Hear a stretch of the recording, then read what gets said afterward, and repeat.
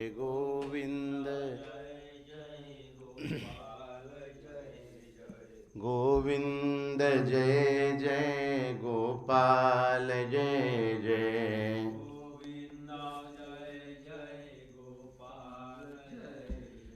राधा रमण हरि गोविंद जय जय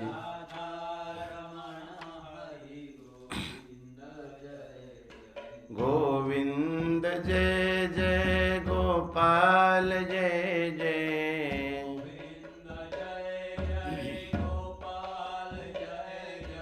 गोविंद जय जय गोपाल जय जय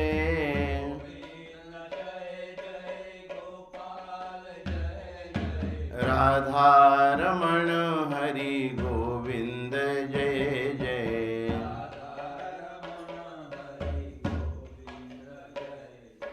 राधा रमण हरि गोविंद जय जय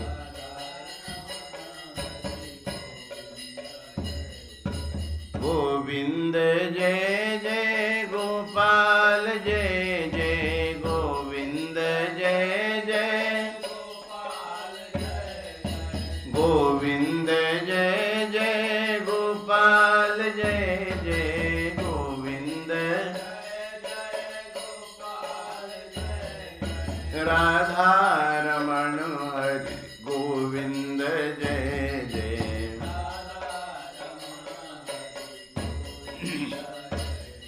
श्री राधा रमण हरि गोविंद जय जय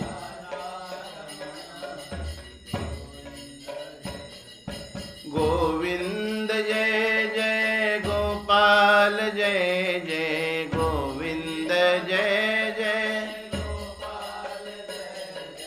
गोविंद जय जय गोपाल जय जय गोविंद जय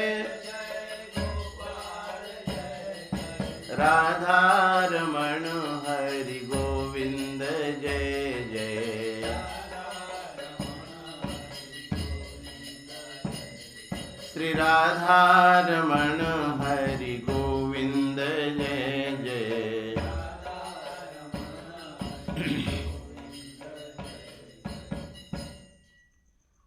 नमस्तस्मै भगवते कृष्णाय कुण्ठमेधसे राधाधर सुधा सिन्धौ नमो नित्यविहारिणे राधां कृष्णस्वरूपां वै कृष्णं राधा स्वरूपिणं कलात्मानं निकुञ्जस्थं गुरुरूपं सदा भजे प्रपन्नपारिजाताय स्तोत्रवेत्रैकपाणये ज्ञानमुद्राय कृष्णाय गीतामृतदुहे नमः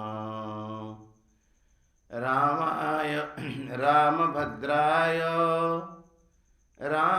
रामचन्द्राय वेदसे रघुनाथाय नाथाय सीतायाः पतये नमः दक्षिणे लक्ष्मणो यस्य वामे च जनकात्मजा पुरतो मारुतिर्यस्य तं वन्दे रघुनन्दनम् श्री भक्तवांछा कल्पतरु भक्तवत्सल शरणागत वत्सल श्री भगवान के चरणारविंदों में कोटिशः प्रणाम निवेदन करते हुए समस्त संत महापुरुषों के श्री चरणों में गुरुजनों के श्री चरणों में शत शत बंदन करते हुए उन्हीं की असीम अनुकंपा से हम लोग प्रातःकालीन सत्संग के बेला में श्रीमद् वाल्मीकि रामायण के माध्यम से भगवत लीला कथा का और सत्संग का परम आनंद प्राप्त कर रहे हैं। कथा के क्रम में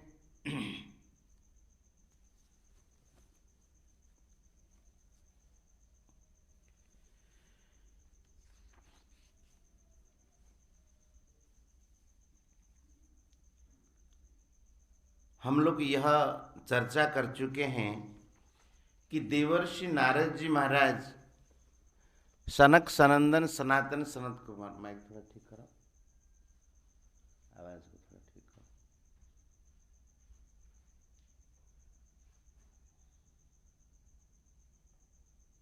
बेस वगैरह देखो। सनक सनंदन सनातन और सनत कुमार ये चारों महर्षियों से कह रहे हैं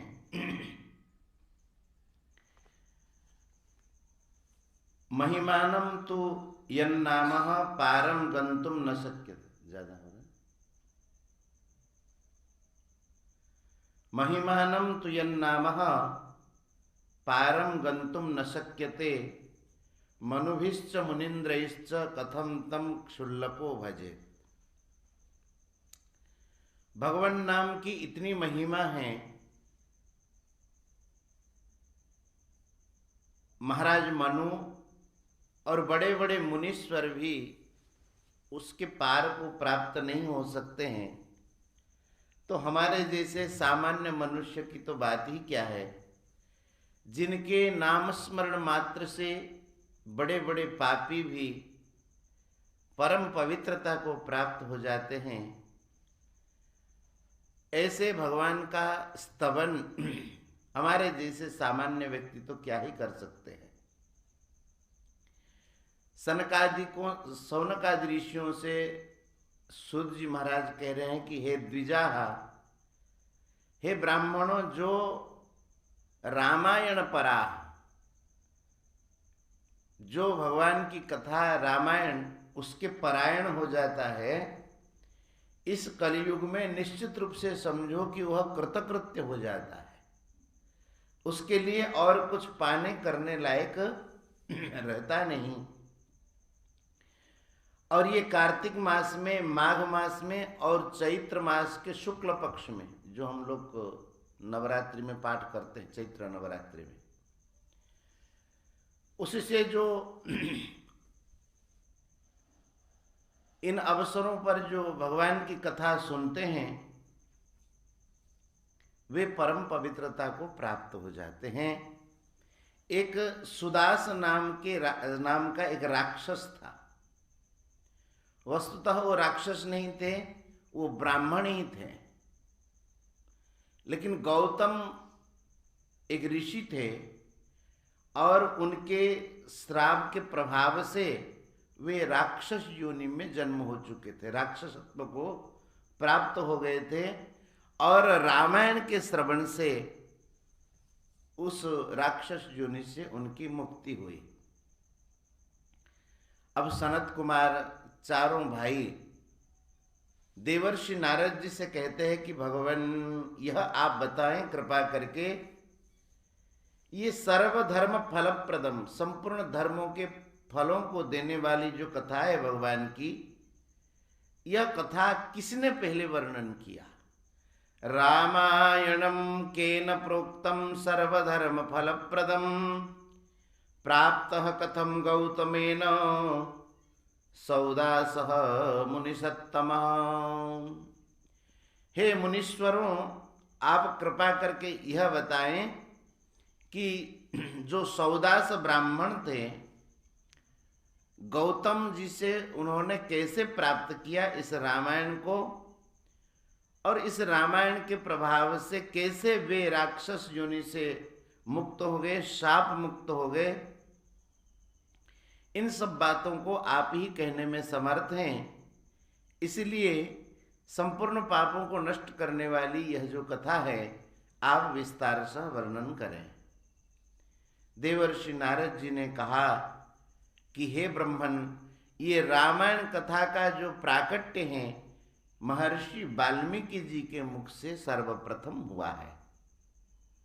वाल्मीकि मुखोद्गतम और जो नवान्न इसका श्रवण करता है, ऐसे कितना ही श्रवण करें वो तो फल देने वाले हैं ही, लेकिन नवान्न श्रवण का बड़ा ही महात्म्य है। इस विषय में मैं आपको सुनाता हूं। आस्ते कृतयुगे विप्रो धर्म कर्म विशारदः। कृतयुग अर्थात सत्य युग में एक ब्राह्मण थे जो स्वधर्म में लगे हुए थे। धर्म कर्म विशारदः, उनको बड़ा ज्ञान था कैसे किस कार्य को करना है, धर्म कैसे पालन करने हैं। उनका नाम था सोमदत्त। क्या नाम था? सोमदत्त नाम के ब्राह्मण थे, बड़े धर्मपरायण थे। और वही जो ब्राह्मण हैं वे सुदास के नाम, सौदास के नाम से विख्यात हुए। ये जो सोमदत्त ब्राह्मण थे, परवर्ती समय में यही सोमदत्त ब्राह्मण ही सौदास के नाम से विख्यात हुए संसार में। और ये जो ब्राह्मण थे, गौतम मुनि गंगा जी के तट पर निवास करते थे और उस गंगा जी के तट पर गौतम महर्षि से इन्होंने, ये जो ब्राह्मण थे सौदास ब्राह्मण, इन्होंने संपूर्ण धर्मों का उपदेश सुना। गौतम जी ने इनको पुराणों का, शास्त्रों का, विविध कथाओं के द्वारा संपूर्ण शास्त्रों का ज्ञान कराया। और जैसे जैसे गौतम जी से ये सुन रहे थे, वैसे वैसे धर्मों का भी पालन करते रहते थे। तो एक प्रकार से गौतम जी इनके गुरु हो गए, शास्त्रों का जिसने ज्ञान कराया। एक बार की बात है, ये सौदास जो ब्राह्मण थे भगवान की सेवा में लगे हुए थे। और उस समय की बात है, गौतम जी उस समय जब ये सेवा में लगे हुए थे, उस समय गौतम जी आकर के पहुंचे, गौतम मुनि आकर के पहुंचे। लेकिन सौदास भगवान की सेवा में लगे हुए थे, इसीलिए गुरु जी के निकट आकर के उठ करके उन्हें प्रणाम नहीं किया। गुरु जी को कोई फर्क नहीं पड़ा। शतुशांतो महाबुद्धिर गौतम तेजसाम निधि। गौतम जी जो थे ये तेज के निधान थे, भंडार थे। शिष्य के इस प्रकार के वर्ताव से वो रुष्ट नहीं हुए। देखो इससे क्या शिक्षा मिलती है, कभी बड़े जन आए, गुरुजन आए, तो अपने आसन को छोड़ करके उठ के उनका सम्मान करना चाहिए। ये विधान है। एक श्लोक आता है, ऊर्ध्वम प्राणाः उत्क्रामंती यूनः स्थविर आगते। स्थविर माने बड़े बूढ़े, वृद्धजन, किसी प्रकार से जो बड़े होंगे, स्थविर आगते, बड़ों के आने पर, यूना जो छोटे हैं उनके प्राण ऊपर की ओर निकलते हैं।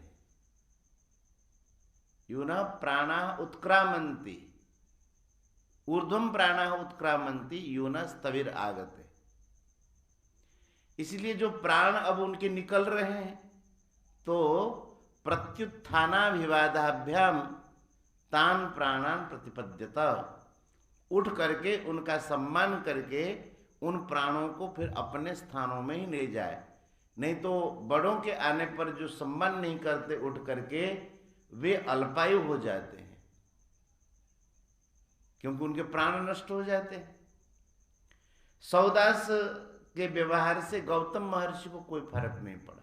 कोई बात, शिष्य तो भगवत पूजन में ही लगा हुआ है, ऐसा कह करके वे तो परम शांत रहे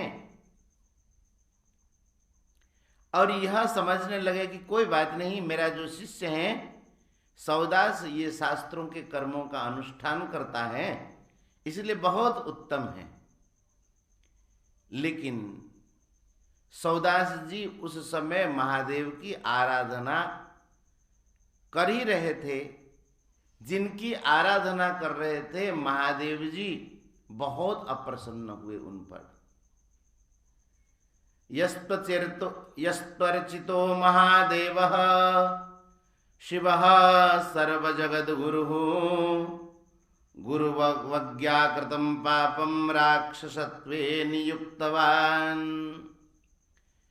जिनकी आराधना करते थे महादेव जी खुद बोलने लगे कि तुमने गुरु जी का अपमान किया है, अवहेलना की है, इसलिए मैं इस पाप को, इस अपराध को सह नहीं सकता हूं। तुम राक्षस हो जाओ, राक्षस योनि को प्राप्त हो जाओ। गुरु जी ने ऐसा अभिशाप दे दिया। महाराज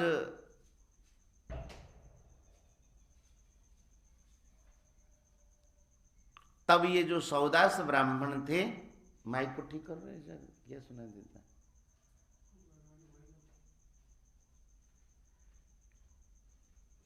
तो जो सौदास ब्राह्मण थे वे विनयावनत होकर के हाथ जोड़ करके गुरु जी से प्रार्थना करने लगे।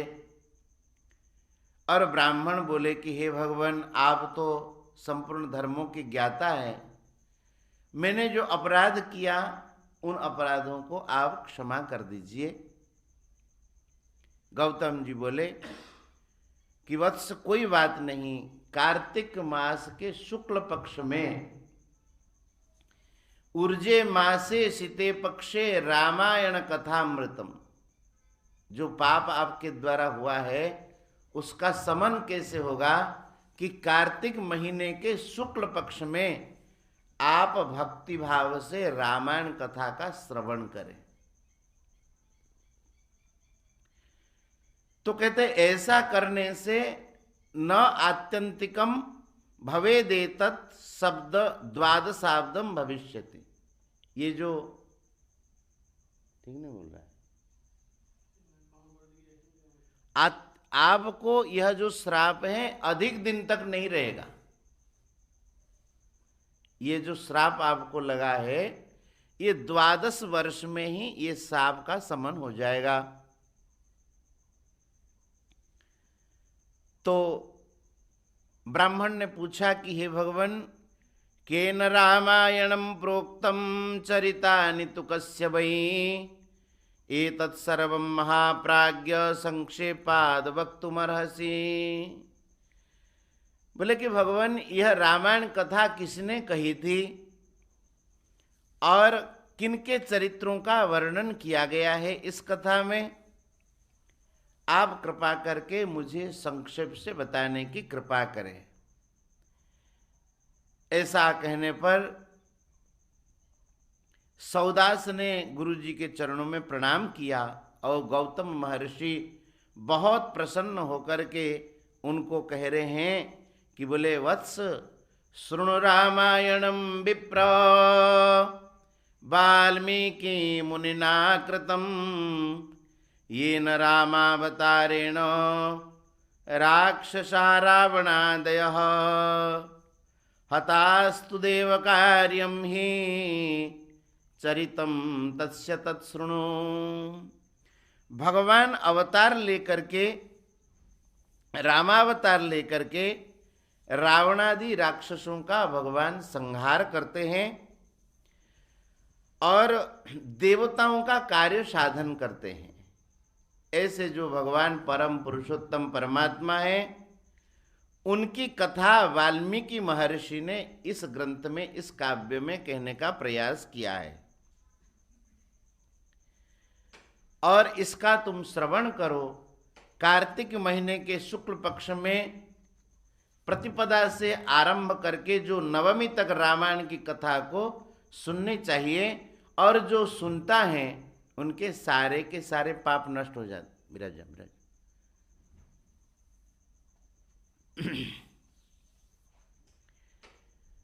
कहते हैं कि ऐसा कह करके गौतम ऋषि ने अपने आश्रम को, गौतम महर्षि चले गए।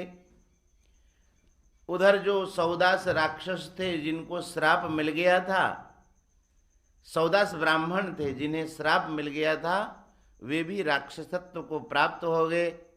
क्षुधा तृषा से हर समय पीड़ित रहते थे, दुखी रहते थे, यत्र तत्र भ्रमण करते थे और बड़े क्रोध परायण रहते थे, क्रोध से हर समय भरे रहते थे।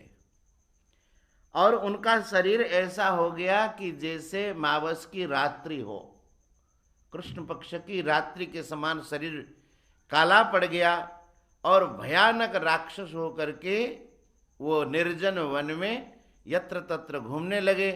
जो पशु मिल जाए, मनुष्य मिल जाए, सांप बिच्छू आदि जो कुछ भी मिल जाए, पक्षियों को, बंदरों को, सब पकड़ पकड़ करके ये खा जाते थे। अब राक्षस योनि में जाने के बाद उन्हें ज्ञान तो था नहीं कि मैं ब्राह्मण हूं कि राक्षस हूं।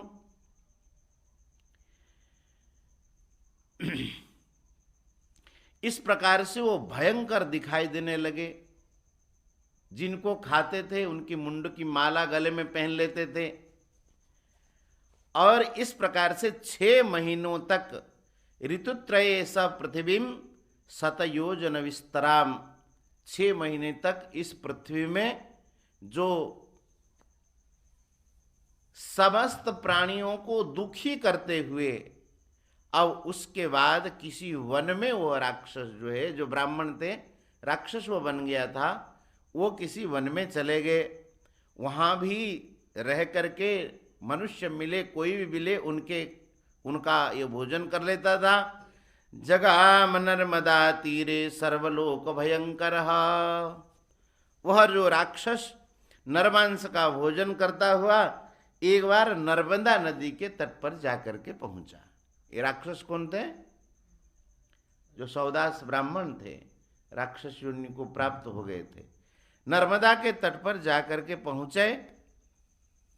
वहां पर महाराज ये कलिंग देश में जन्म हुए, माने ओडिशा कलिंग, वहां पर उत्कल प्रांत में जन्म हुए एक ब्राह्मण से उनकी भेंट हुई। उनका नाम था गर्ग। क्या नाम था? गर्ग। एतस्मिन अंतरे, इसका आवाज थोड़ा बढ़ा ना, क्या तुम लोग ये बिगाड़ते क्यों ला करके माइक? उनको ठीक करा के जाना चाहिए।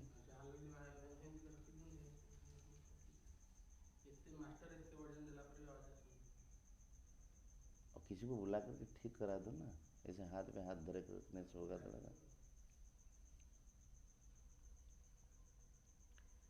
हरिशरणम। एतस्मिन अंतरे प्राप्तः कश्चित विप्रोति धार्मिकः, इस बीच में नर्मदा के तट पर एक बड़े धार्मिक ब्राह्मण जिनका नाम था गर्ग, और ये उत्कल प्रांत में पैदा हुए थे, वे क्या है कि गंगा जल लेकर के मस्तक पर जा रहे थे और भगवान का स्मरण करते हुए वे जा रहे थे। कौन? गर्ग ब्राह्मण गंगा जल सिर पे लिए हुए, भगवान का स्मरण करते हुए, गायन नामानि रामस्य समायातोति हर्षितः, अत्यंत प्रसन्न होकर के जा रहे थे। महाराज वो सौदास जो थे, राक्षस बन गए थे। वो राक्षस क्या करने लगा कि कोई आया है, उसको चलो खा जाता है, ऐसा कह करके उनके और दौड़ने लगा वो राक्षस कि अच्छा भोजन हमें प्राप्त हो गया, आज तो खूब पारना करेंगे, ऐसा कह करके वो दौड़ा। लेकिन भगवान का नाम जो उच्चारण करके ब्राह्मण जा रहे थे, उनके पास पहुंचने में वो समर्थ नहीं हुआ। उनको बड़ा भय लगा। भगवान नाम का इतना प्रभाव है, भगवान नाम का इतना प्रभाव है कि प्रहलाद जी को होलिका लेकर के गोद में बैठ जाती है अग्नि पर, होलिका जल जाती है। ब्रह्मा जी का उनको दिया हुआ वरदान कोई नहीं काम आता है। एक ब्रह्मा जी ने उनको बढ़िया शॉल दिया था, इसको ओढ़ करके तुम बैठ जाएगी तो अग्नि का तुम्हें कोई प्रभाव नहीं पड़ेगा। वो शॉल के साथ होलिका जल गई, लेकिन प्रहलाद जी आनंद पूर्वक बैठे हुए। हिरण्यकशिपु पूछता है, अरे तुझे डर नहीं लगता है? अग्नि से तुमको भय नहीं लगता है? तो प्रहलाद जी कहते हैं, राव नाम जपताम कुतो भयम सर्वताप समनैक भेषजम पश्यतात मम गात्र सन्निधौ पावकोपि सलिलायते अधुना। बोले पिताजी, राम नाम जपने वाले को कभी भय होता है क्या? संपूर्ण तापों को, संपूर्ण दुखों को समन करने के लिए यही तो भेषज है, औषधि है। पिताजी आप हमारे पास आइए। पश्यतात मम गात्र सन्निधो पावकोपि सलिलायते अधुना। ये जो पावक है अब ये अधुना सलिलायते, ये अब अग्नि नहीं है, शीतल जल के समान यह अग्नि हो गई है। इसलिए राम नाम जपने वाले के पास ये राक्षस लोग आदि नहीं पहुंचते हैं। जो भगवान का नाम स्मरण करते हैं, आया है ना, रक्षांश भीतानि दिशो द्रवंती, कहाँ आया है?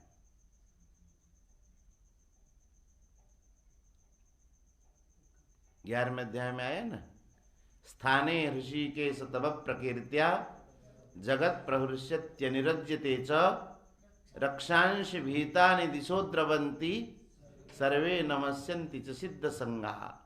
ये भगवान का नाम सुनकर के राक्षस लोग दिशाओं में भग जाते हैं, कोई पास में नहीं आते। तो ये ब्राह्मणों को खाने के लिए आ रहा था ये राक्षस, लेकिन भगवान का नाम स्मरण करते हुए, रामायण की चौपाइयाँ गाते हुए वे जब जा रहे थे तो कुछ दूर पर वह राक्षस रह गया, पास में आ नहीं सका।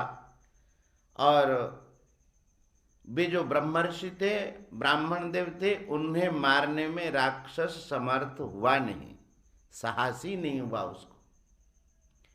और वो राक्षस बोलता है, बोले कि हे महाभाग, बड़े ही आश्चर्य की बात है, आपको नमस्कार है, भगवान का नाम आप ले रहे हैं, इसलिए हम जैसे राक्षस भी आपके पास तक आने में असमर्थ हैं। ब्राह्मणों को तो हम कलेव कर लेते थे, आज से तो करोड़ों ब्राह्मणों को, कोटि कोटि सहस्र, कोटि सहस्र माने करोड़ों हजारों की संख्या में ब्राह्मणों को हमने भक्षण किया है। नाम प्रावरणम विप्र रक्षति त्वाम महाभयात् नाम स्मरण मात्रेण राक्षसा अपि भो वयम पराम शांतिम समापन्ना महिमा कोच्युतस्य ही। बोले कि हे भगवान, नाम का एक आवरण आपके पूरे शरीर पे है। नाम प्रावरणम, जैसे कोई कवच पहन ले तो एक आवरण से वो ढका रहता है, फिर बाण आदि उसके कुछ बिगाड़ नहीं पाते हैं।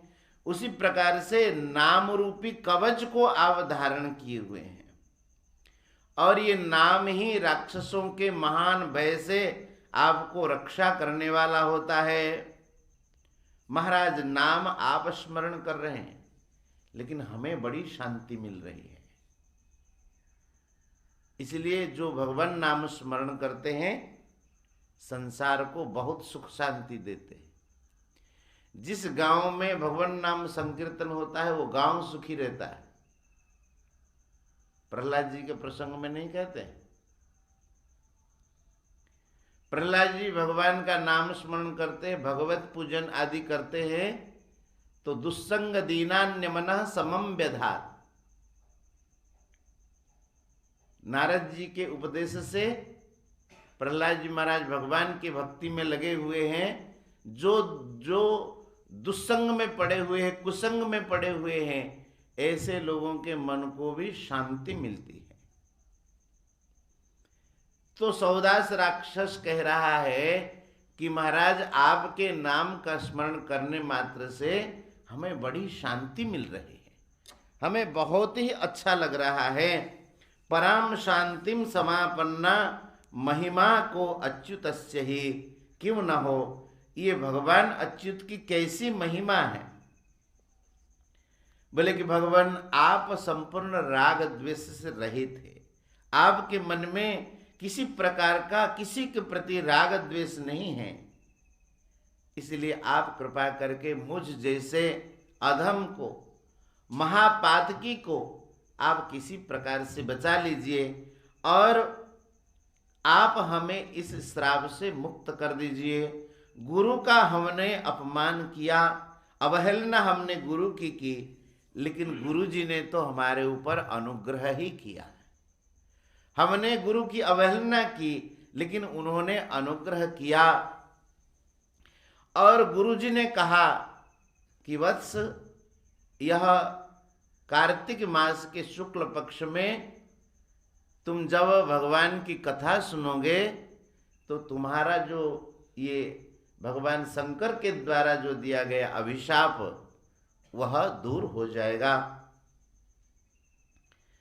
गुरुजी ने यह भी कहा था रामायण की कथा 9 दिन के अंतर्गत सुननी चाहिए, विशेष फल होता है उससे। अतः हे ब्राह्मण देव, आप तो संपूर्ण शास्त्रों को जानते हैं, आप महाभाग हैं, आप रामायण की कथा हमें सुना करके इस राक्षस योनि से मुक्त करा दीजिए, हमारे पापों के पाप कर्मों को धो डालिए।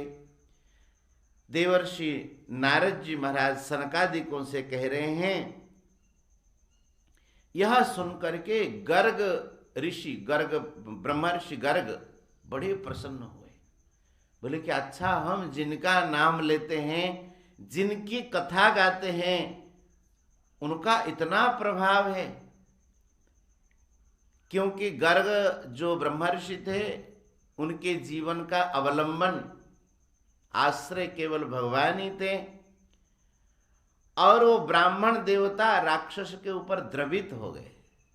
संत ब्राह्मण जिन पर द्रवित हो जाए उनका तो कल्याण ही होता है। तब वो सौदास राक्षस से कहने लगे, बोले कि हे राक्षसेंद्र, अब तुम्हारी बुद्धि अत्यंत निर्मल हो चुकी है। अब यह जो समय कार्तिक महीने का शुक्ल पक्ष ही चल रहा है, ये कार्तिक महीने का शुक्ल पक्ष ही तो है, उस समय भी वही तिथि चल रही थी। बोले कि तुम अब हमसे रामायण की कथा सुन लो और उस महात्म्य को श्रवण करके निश्चित रूप से तुम भगवान के ध्यान धाम पहुंच जाओगे। राम ध्यान पराणाम च कः समर्थ प्रबाधितुम, राम भक्ति परो यत्र तत्र ब्रह्मा हरिः शिवम, तत्र देवाश्च सिद्धाश्च रामायण परा नराः। जहाँ भगवान श्री राम के भक्त विराजमान होते हैं, ब्रह्मा विष्णु और शंकर भी वहीं पर विराजमान होते हैं। सारे के सारे देवता, समस्त सिद्धगण रामायण के जो आश्रय लेते हैं, भगवान के भक्त हैं, उन्हीं के पास में ही विराजमान हो जाते हैं। इसलिए इस कार्तिक मास में 9 दिन तक तुम सावधान रह करके इस कथा को सुनो। ऐसा कह करके वह जो गर्ग ब्रह्मर्षि थे, उन्होंने कथा सुनाई। महाराज कथा सुनते ही उनका राक्षस भाव दूर हो गया और वह अत्यंत दिव्य शरीर को धारण करके देवताओं के समान उनका शरीर सुंदर शरीर हो गया और करोड़ों सूर्य के समान वे तेजस्वी हो गए और भगवान नारायण के समान वे कांतिमान हो गए। उनकी अंग कांति भी भगवान नारायण के समान हो गई। उसी समय चारों ओर से शंख निनाद हुआ और उसी समय चारों भुजाओं में शंख चक्र गदा पद्म धारण किए हुए वे भगवान के सद्म, सद्म अर्थात भगवान का जो धाम है, भगवान के धाम में वह चले गए। शंख चक्र गदा पाणिर हरे सद्म जगाम सह, स्तुवंतम ब्राह्मणम सम्यक जगाम हरि मंदिरम। जो गर्ग मुनि की उन्होंने भूरी भूरी प्रशंसा की, बोले कि हे महर्षि, आपने कृपा की, रामायण की कथा सुनाई, अब मैं भगवान के धाम में जा रहा हूँ। ऐसा कह करके वो भगवान के धाम पधारे। नारद जी कह रहे हैं, ब्राह्मणों, हे महर्षियों, आप लोग भगवान की कथा सुनिए। इसके श्रवण करने मात्र से मनुष्य संपूर्ण पापों से मुक्त होकर के परम गति को प्राप्त हो जाता है। जो मनुष्य केवल रामायण नाम का उच्चारण कर देता है, रामायणेति यन्नाम सकृदप्युच्युते सदा यदा तदैव पाप निर्मुक्तो विष्णुलोकम सगच्छति। कोई अगर एक बार भी रामायण नाम का उच्चारण कर लेता है, वह भी पापों से मुक्त होकर के विष्णु के परम धाम को प्राप्त हो जाता है। जो इस ग्रंथ को पाठ करते हैं, ये पठन्ति सदाख्यानम भक्त्या शृण्वन्ति ये नराः, जो इस आख्यान को पाठ करते हैं और भक्तिपूर्वक श्रवण करते हैं, गंगा स्नानात् सतगुणम तेषां संजायते फलम। गंगा स्नान की अपेक्षा उन्हें 100 गुना फल प्राप्त होता है, पुण्य फल। कहते हैं कि इस प्रकार से देवर्षि नारद जी ने सनकादियों से कहा। सनकादियों ने कहा कि बोले, हे ब्रह्मर्षि, हे देवर्षि नारद जी, आपने तो ये बहुत अद्भुत कथा सुनाई। बोले कि हे भगवान, रामायण के महात्म्य का और कोई कथा हो, आप उस कथा को भी विस्तार से कहिए। बोले, कार्तिक महीने में कथा सुनने से परम पुण्य होता तो है कि और महीने में कथा सुनने से क्या क्या लाभ होता है, यह भी आप कह दीजिए। नारद जी ने कहा, बोले कि निश्चित रूप से आप लोग सब बड़े महाभाग हैं, बड़े भाग्यशाली हैं, क्योंकि भगवत कथा सुनने के लिए हर समय आप लोग व्याकुल रहते हैं। सर्वे यूयं महाभागा कृतार्था नात्र संशयः यतः प्रभावं रामस्य भक्तितः श्रोतुमुद्यताः। भगवत कथा सुनने के लिए आप लोग सर्वदा उद्यत रहते हैं, इसलिए मैं भगवान की कथा का महात्म्य और आप लोगों को सुनाता हूँ। एक और कथा है, और पुरातन कथा है, संपूर्ण पापों का निवारण करने वाली कथा है, संपूर्ण रोगों को भी शमन करने वाली कथा है। ये कथा द्वापर युग की है। द्वापर युग में एक सुमति नाम के राजा थे, जो कि चंद्रवंश में उत्पन्न हुए थे। सोम वंशोद्भव श्रीमान सप्तद्वीपैक नायक। ये सप्तद्वीप वसुंधरा के वो राजा थे, चंद्रवंश में उत्पन्न हुए थे, बड़े ही धर्मात्मा थे, सत्यनिष्ठ थे और संपूर्ण संपत्तियों से भी ये युक्त थे, और हर समय भगवत कथा में लगे रहते थे। सदा राम कथा सेवी राम पूजा परायण। राम कथा कहते भी थे और सुनते भी थे और भगवान के परायण रहते थे। बोले, संपूर्ण गुणों से युक्त थे, अहंकारों से रहित थे। जो भगवान की सेवा में भक्त लगे रहते थे, उनकी भी खूब सेवा करते थे। राम पूजा पराणाम च शुश्रूषु अनहंकृति। अहंकार से रहित होकर के भगवत सेवा में लगने वाले भक्तों की भी ये खूब सेवा करते थे। पूज्येषु पूज्या निरतः समदर्शी गुणान्वितः। जो पूज्य पुरुष है, पूजनीय व्यक्ति है, उनकी ये अवश्य पूजा करते थे। समदर्शी थे, सर्वगुण संपन्न थे, सब प्राणियों के प्रति हित की भावना रखते थे, बड़े शांत भाव वाले थे, यशस्वी थे, कृतज्ञ थे। उनकी एक पत्नी थी, उनका नाम था सत्यवती। राजा कौन थे? सुमति। और उनकी पत्नी थी सत्यवती। बहुत वह भी धर्मपरायणा थी। दोनों पति पत्नी सर्वदा रामायण के पढ़ने में, सुनने में हर समय लगे रहते थे। समय समय पर हर समय वो अन्नदान किया करते थे। और जलदान में भी लगे रहते थे। बहुत उन्होंने सरोवर बनाए, बगीचों का निर्माण किया, बावड़ियां बनाई और खूब आनंद पूर्वक वे भक्ति भाव में लगे रहते थे। इस प्रकार से जो राजा भगवान के भजन में तत्पर थे तो देवता लोग भी इनकी बड़ी प्रशंसा करते थे कि वाह, कितना सुंदर, कितना बढ़िया राजा है, सबकी सेवा करें और भगवान का भजन भी करें। बोले महाराज, उनकी यह प्रशंसा सुनकर के एक विभांडक महर्षि हुए हैं। उनकी प्रशंसा सुन, राजा कौन थे? सुमति राजा, और उनकी पत्नी सत्यवती। उनके वहां पर अनेक शिष्यों को लेकर के उस सुमति राजा और उनकी पत्नी दोनों दंपत्ति को देखने के लिए, भक्त दंपत्ति को देखने के लिए विभांडक महर्षि आकर के शिष्यों के साथ पहुंचे। राजा को बड़ा आनंद हुआ। बोले कि महाराज आप पधारे, और राजा ने खूब आतिथ्य किया और आसन पर विराजमान कराया। हाथ जोड़ करके राजा ने पूछा कि हे भगवान, आपके आगमन से आज हम कृतार्थ हो गए। क्यों न हो, जहां पर संत पहुंच जाते हैं वह घर पवित्र ही हो जाता है। सतामागमनम संतः प्रशंसन्ति सुखावम। संतों के आगमन को कौन न चाहे, संतों का आगमन तो सबको सुख देने वाला होता है।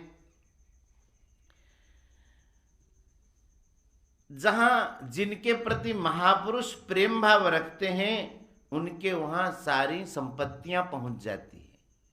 ये कौन कह रहे हैं? सुमति राजा पत्नी के साथ विभांडक महर्षि के चरणों में बैठ करके कह रहे हैं। बोले कि महाराज, सारी संपत्तियां वहीं पहुंच जाती है। तेज, कीर्ति, धन, पुत्र, उनको सब कुछ मिल जाता है संत जिनके प्रति प्रेम भाव रखते हैं। बोले कि हे भगवान, जहां संत महापुरुष कृपा करते हैं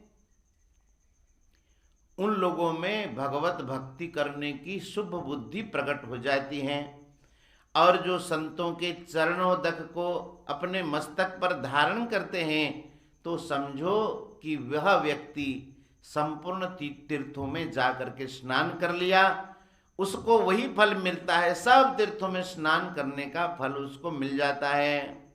बोले कि हे महर्षि, जो कुछ भी आप यहाँ पर दर्शन कर रहे हैं, मेरे पुत्र पत्नी सब संपत्तियां आपके चरणों में समर्पित हैं। आप आज्ञा दें, हम आपकी क्या सेवा करें।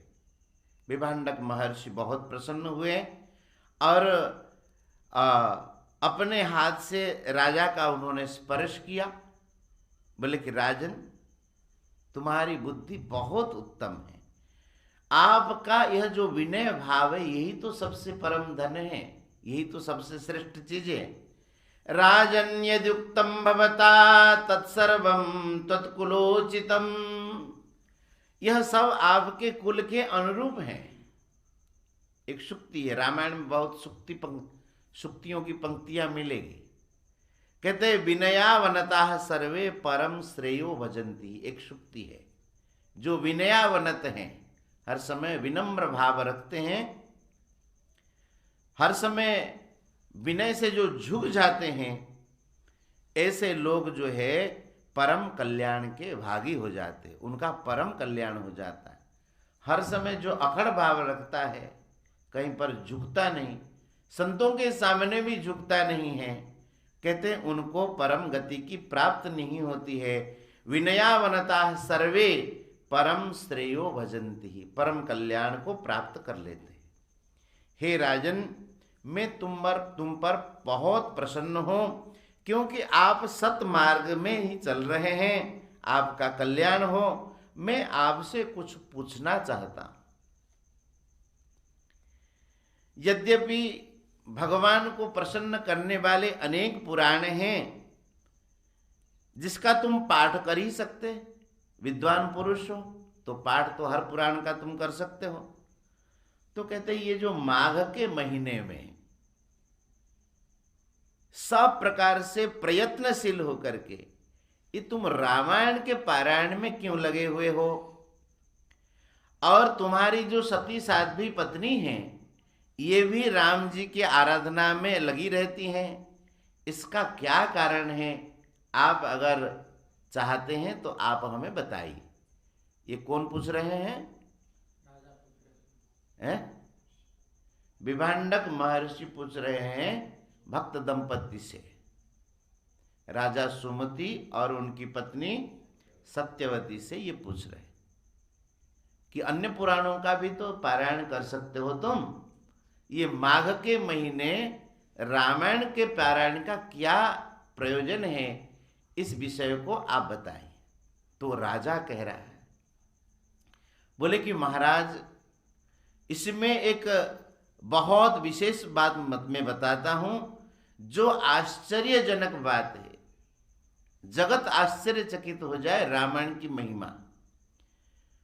अहमासं पुरा शूद्रो मालतेर्नाम सत्तमः कुमार्ग निरतो नित्यं सर्वलोकाहिते रतः। बोले कि महाराज पूर्व जन्म में मैं मालती नाम का एक शूद्र था, हर समय कुमार्ग में चलता था, उल्टे मार्ग में चलता था और हर समय दूसरों के अहित में लगा रहता था। कैसे दूसरे का अहित हो जाए इस कार्य में मैं हर समय लगा रहता था। बहुत चुगलीखोर था, इसकी बात उधर उसकी बात इधर ऐसा लगा देता था। धर्म के प्रति विद्वेष भाव रखने वाला था और देवताओं की संपत्ति को भी हरण कर लेता था। देव संपत्ति जो है उसको कभी हरण नहीं करना चाहिए, घोर नरक मिलता है। भाई भगवान की संपत्ति, देवताओं की संपत्ति, गौमाता की संपत्ति और विधवा माताओं की संपत्ति को कभी नहीं हरण करना चाहिए। देवस्व ब्रह्मस्व इसको कहते हैं, ब्राह्मण की संपत्ति। तो कहते मैं ये सब कुछ नहीं मानता था। देव द्रव्योपजीविका, देव संपत्ति से ही जीविका चलाता था, गो हत्या करता था, ब्रह्म हत्या करता था, चोरी करने में लगा रहता था, यही हमारा धंधा था। मैं हर समय सबकी हिंसा करता था, कठोर बोलता था और पाप कर्मों में लगा रहता था, वेश्यासक्त हो गया था। महाराज इस समय तक, बहुत समय तक मैं इस प्रकार से जब जीता रहा तो मेरे जितने भी सगे संबंधी थे उन्होंने कहा कि तुम यहां से चले जाओ। सब ने मुझे त्याग कर दिया और महाराज मैं दुखी होकर के ये वन में आ गया। वन में भी मैं पशुओं को मार करके, मांस खा करके जीवन बिताता था। और क्या करता था, कोई वन के मार्ग में कोई लोग आए जाए, उनको लूटे तो कैसे लूटे, रास्ते में कांटा बिछा देता था। अब कोई गाड़ी से आ रहे कांटे पड़े हुए तो रुकेगा ना कुछ समय, तो रुकता था तो उसको मैं लूट लेता था। इस प्रकार से मेरी स्थिति थी। एकाकी दुख बहुलो न्यवसम निर्जने वने, इस प्रकार से दुखी होकर के मैं किसी निर्जन वन में रहता था। एक बार की बात में बहुत भूखा प्यासा हो गया था, थक गया था, क्लांत श्रांत हो गया था। तो महाराज उस वन में वशिष्ठ महर्षि विराजमान रहते थे, उनका एक आश्रम था। मैंने देखा कि ये आश्रम है और उस आश्रम के निकट एक विशाल सरोवर था, बहुत सुंदर सरोवर था। उसमें मैं गया और जल पिया उस सरोवर से। परिश्रम तो हो गया था, शरीर को क्लांत हो गया था, और सरोवर के तट में मैं बैठ गया और थकावट थोड़ी सी दूर हुई। अब भूख लगी हुई है। बोले आसपास के जो कंदमूल फल आदि जो भी मिला, वृक्षों को, लताओं को उखाड़ उखाड़ करके उनके जड़ों को खा करके मैं जीवन निर्वाह करता था। भूख प्यास को दूर किया हमने। और महाराज वहीं पर छोटे छोटे पत्थरों को जोड़ करके हमने एक झोपड़ी बनाई। कहाँ पर? वशिष्ठ महर्षि के आश्रम के समीप हमने एक झोपड़ी बनाई और कुछ लकड़ियां चुन चुन करके और उसमें ऊपर लकड़ियों को डाल करके पर्णकुटी जैसे बनाए। बोले कि महाराज जैसे को तैसा मिलता है। मैं वहां रह रहा था और मेरे स्वभाव वाली ये जो अभी जो मेरी पत्नी बनी हुई है, अभी तो ये सती साध्वी हैं। कौन पत्नी थी? सत्यवती। और धर्मपरायणा है। लेकिन उस समय ये कैसी थी? पूर्व जन्म में मेरे साथ जब वशिष्ठ महर्षि के आश्रम में इनकी भेंट हुई तो इनका नाम था काली। किनका नाम? सत्यवती का नाम पूर्व जन्म में काली। और भी ये भी उसी स्वभाव वाली थी। निषाद कुल की ये कन्या थी और विंध्य प्रदेश में इनका जन्म हुआ था। बंधुओं ने, भाई बंधुओं ने इनका त्याग कर दिया। इनका शरीर भी वृद्ध हो गया था और शरीर भूख प्यास के कारण शरीर शिथिल हो गया था। और वह यह सोच में कि कहाँ पर हम जाएं तो भोजन मिलेगा, यह सोच सोच करके यहाँ आई और मेरे पास आकर के ये पहुंच गई। वह गर्मी का महीना था और धूप से बहुत परेशान थी यह। और मेरे पास आके जब पहुंची, कोई अतिथि आया है घर पर, हमने इसको जल पिला दिया। अब देखो, कोई भी अतिथि घर पर आता है, ये इतना बड़ा पापी, कौन? मालती नहीं था, क्या नाम है इसका? मालती नहीं भाई, हाँ मालती। इतना बड़ा पापी था, फिर भी अतिथि के रूप में जब ये आकर के पहुंची, कौन? काली। तो उनको भी इन्होंने जल पिलाया और बैठने को कहा। समझ में आ रही बात? अतिथि सेवा कैसी करनी चाहिए? अपने पास जो भी हो देना चाहिए। मया दत्तम जलम चास्यई मांसम वन फलम तथा। वन के कुछ फल हमारे पास थे और मांस था, उसको हमने भोजन कराया।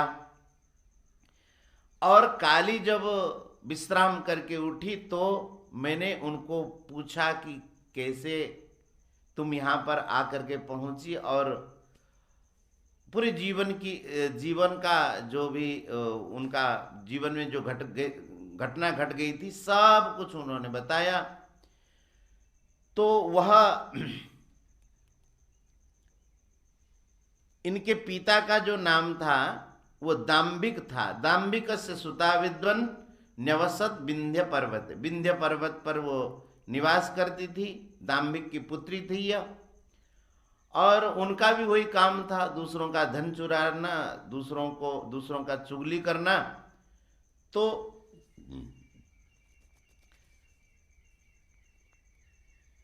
इस प्रकार से उन्होंने अपने जीवन की सारी घटना सुनाई। बोले कि इस प्रकार से दोनों आपस में ये रहने लगे। वहीं पर ये दोनों रहने लगे। तब अब रहेंगे तो कुछ ना कुछ तो कमाना पड़ेगा ना। तो कमाना पड़ेगा तो क्या करे? वशिष्ठ महर्षि के आश्रम में गए। कोई कामदाम ऋषि के आश्रम में मिल जाए तो हमारा निर्वाह हो जाए। उद्यमार्थे गतौ चैव वशिष्ठस्याश्रमं तदा। कुछ उद्यम करने के लिए गए तो वहां क्या देखते हैं? देवर्षियों का समाज, महर्षियों का समाज, ऋषि मुनि सब वहां पर आसीन हुए हैं और वहां पर रामायण पाठ की व्यवस्था हो रही थी। भाई अब रामायण का पाठ किया जाएगा। सब देवर्षियों का समाज वहां पर जुटा था। उनको देख करके, वो माघ का महीना था और हम जा करके एक बार तो गए, कुछ वहां खाने पीने को मिले और रोजाना हम फिर वहां जाने लगे। अनिच्छया गतौ तत्र वशिष्ठस्याश्रमं प्रति। हमारी कोई बहुत इच्छा नहीं थी कि जाकर के हम कथा सुने, कुछ मिल जाएगा खाने पीने को। इस प्रकार से हम महाराज वहां पर लगातार जो है रामायण की कथा सुनने के लिए वहां जाते रहे और पूरी कथा हमने सुनी। रामायण कथाम श्रोतुम नवान्ना चैव भक्तितः तत्काल एव पंचत्व मावयोः अभवन मुने। रामायण की कथा 9 दिन तक सुने और उसी समय ही हमारी मृत्यु हो गई, दोनों की मृत्यु हो गई। कर्मणा तेन दुष्टात्मा भगवान मधुसूदनः स्वदूतान् प्रेषयामास मदाहरण कारणात्। अब हम कितने बड़े पापी थे, लेकिन अनिच्छा से भी जाकर के वशिष्ठ महर्षि के आश्रम में हम पीछे बैठ करके रामायण की कथा सुनने लगे। एक कर्म हमारा बहुत अच्छा हुआ, और ये कर्म कैसा है? सत्कर्म हुआ, बहुत बड़ा सत्कर्म। भगवत कथा सुनने लगे तो ये बहुत बड़ा सत्कर्म होने लगा। बोले इस कर्म का यह फल हुआ, भगवान हमारे पर प्रसन्न हो गए, और भगवान के प्रसन्न होने से भगवान ने हमें लेने के लिए उनके दूतों को भगवान ने भेजा कि जाओ उनको ले आओ। महाराज हम तो मर गए थे, और दूत आकर के हम दोनों को विमान में बैठा करके भगवान के परम धाम को ले गए। और यहाँ पर कहते हैं वो परम धाम जो है वैकुंठ अथवा साकेत नहीं है, क्योंकि यहाँ पर जाने में तो पुनरावृत्ति नहीं होती है। अनिच्छा से कथा श्रवण करने के कारण ये भगवत धाम मतलब दिव्य लोक की बात यहाँ पर कहते हैं, वहाँ पर हम चले गए। तो अब वहाँ पर हमने बहुत बड़े बड़े भोग सामग्रियों को प्राप्त किया, बहुत समय तक वहाँ रहें, और उसके बाद हम लोग ब्रह्मलोक में आए। वह ब्रह्मलोक में कुछ समय तक वहाँ का सुख भोग करके इंद्रलोक में आए, और इंद्रलोक का खूब आनंद लेकर के हम उसके बाद यहाँ इस पृथ्वी लोक पर आए, और राजा रानी बन करके हम यहाँ आए। वो मालती और सत्यवती जो थे ना, ये दोनों प्राप्य पुण्य कृताम लोकान उसित्वा शाश्वती समाह सुचिनाम श्रीमताम गेहे योग भ्रष्टो विजायते। बोले अब हम इस पृथ्वी लोक में आ गए। यहाँ तो आप देख ही रहे, हमें अतुल संपत्तियां प्राप्त हुई है। बोले कि महाराज रामायण की कथा अनिच्छा से भी श्रवण करने से यह स्थिति हमारी हुई। बोले कि महाराज जो इच्छा पूर्वक आग्रह पूर्वक भगवान की कथा सुनता है, भक्ति भाव पूर्वक, उसके जन्म मृत्यु जरा आदि सब दोषों का निवारण हो जाता है।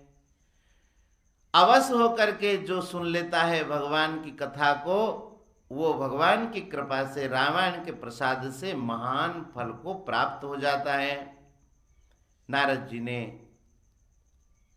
सनकादिकों से कहा कि हे ऋषियों, विभांडक महर्षि यह बात सुनकर के अपने तपोवन में चले गए, बहुत प्रसन्न हुए। और हे विप्रों, आप लोग जो है भगवान जो श्री हरि है उनकी कथा सुनिए। और यह कथा है रामायण कथा चैव कामधेनुपमा स्मृता। ये कामधेनु के समान बहुत फल देने वाली है, और माघ महीने के शुक्ल पक्ष में यह कथा अवश्य सुननी चाहिए, जो संपूर्ण फल मिलता है। जो इस कथा को श्रवण करता है संपूर्ण पापों को नष्ट करने वाली कथा है। जो कहता है और जो सुनता है उसके सारे के सारे पाप नष्ट हो जाते हैं, और वह भगवान का परम भक्त हो जाता है। इस प्रकार से रामायण की महिमा चैत्र मास में पाठ करने से क्या होता है, और उसके बाद रामायण पाठ की विधि क्या है, ये आगे 1-2 अध्याय में और बताएंगे। उसके बाद हम लोग कथा में प्रवेश करेंगे। श्री राम जय राम जय जय राम।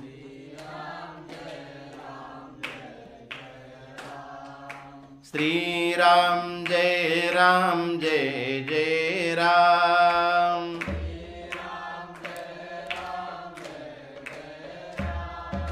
श्री राम जय राम जय जय राम।